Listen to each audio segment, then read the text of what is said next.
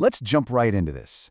Today, we're unpacking a really fascinating attempt to decode what is literally happening inside our heads.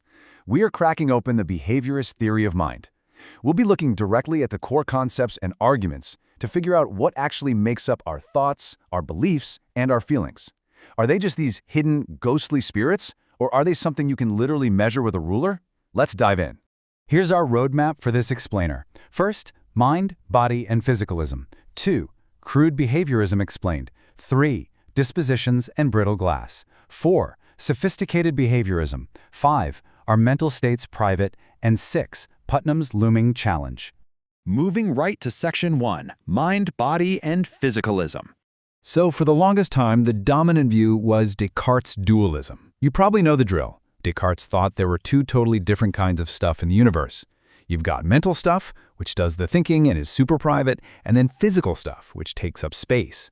But as Princess Elizabeth famously pointed out, dualism has a massive, glaring flaw. If the mind is 100% non-physical, how on earth does it manage to push around a physical body? I mean, how exactly does a ghost move a physical arm?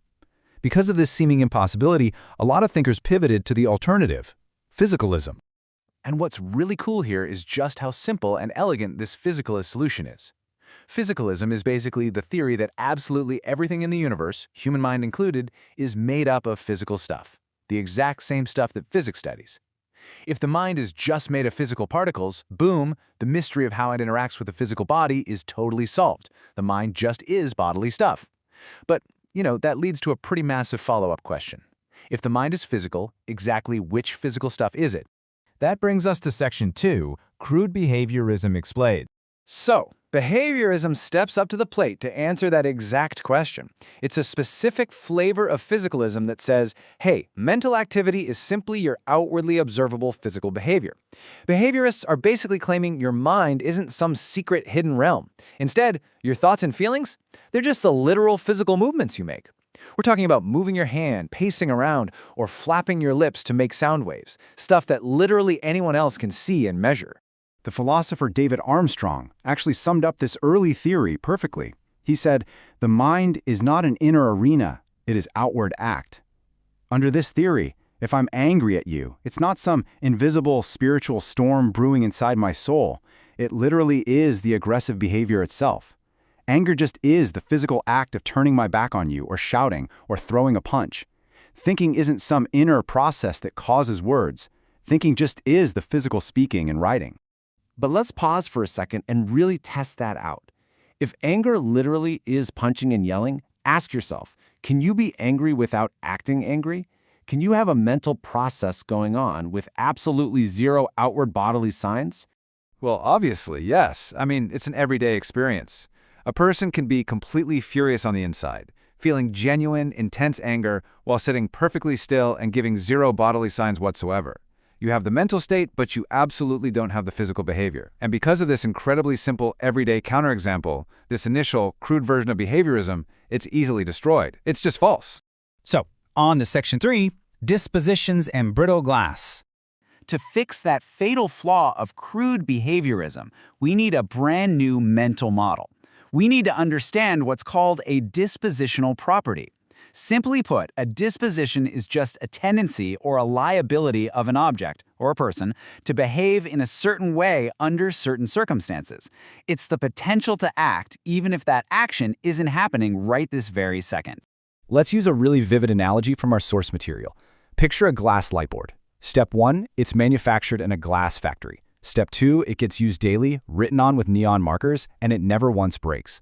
Step 3, at the very end of its life, it's taken to a recycling center and safely melted down.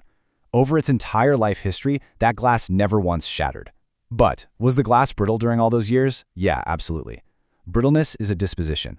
That glass was always disposed to shatter if someone had, say, punched it hard enough. It had the tendency to break under the right pressure, even though that pressure never actually came. Which brings us to Section 4, Sophisticated Behaviorism. When you apply that concept of dispositions back to human psychology, you get sophisticated behaviorism. This revised, upgraded theory states that mental states aren't just the raw behavior itself, but rather they are dispositions to behave in certain ways. A person can be really easily angered, they can be super excitable, and go through their entire day without freaking out once simply because no one pushed their buttons. But they still have the disposition to explode. And this brilliantly illustrates the difference. Crude behaviorism claimed anger is punching. That obviously failed because, well, we can be angry without punching anyone. But sophisticated behaviorism says anger is the disposition to punch if provoked. Just like the glass that never shatters is still brittle, a person who never yells can absolutely still be angry. They're angry because if just one more word had been directed at them, they totally would have burst out. It elegantly sidesteps that earlier counterexample and keeps the whole physicalist dream alive. Let's tackle Section 5. Are mental states private? Think back to Descartes' old dualist theory for a second. The mind was this completely private, locked-off arena. You have special, intimate access to your own feelings that literally no one else has. But behaviorism, even the sophisticated kind we just laid out, says the mind is completely grounded in publicly observable physical behaviors and dispositions. So, who actually knows your mind best? You might instantly think this lack of privacy is a huge flaw in behaviorism, but let's look at a pretty relatable example. Imagine this scenario. You're breathing heavily, you're sitting in a parked car at 3 a.m., and you're just staring out at someone's closed front door. In your own internal, supposedly private mind, you might be thinking to yourself, I am definitely not jealous. But an outside observer looking at your physical behavior would instantly know exactly what your mental state actually is. They might realize you are deeply jealous way before you ever admit it to yourself. So the crucial takeaway here is, maybe the mind isn't actually so private after all. If someone else can measure your physical movements and know your mind better than you do, well, behaviorism doesn't seem quite so crazy anymore, does it? And finally, Section 6, Putnam's Looming Challenge. Just as behaviorism seemed to have built this ironclad, incredibly plausible theory using physical dispositions, a major threat appears on the horizon. The famous philosopher Hilary Putnam constructed an argument that is basically a direct, head-on attack on even this highly refined, sophisticated version of behaviorism. Which leaves us with a really provocative question to ponder. If sophisticated behaviorism successfully answers the physicalist problem, and if we've just shown that outside observers can indeed read our behavioral dispositions perfectly, how exactly is Hilary Putnam going to manage to tear this theory down? What possible counterexample could break this brittle glass? That's exactly what we're going to discover next time. Thanks so much for joining me on this explainer. I hope this breakdown really illuminated the fascinating mechanics of the behaviorist mind for you.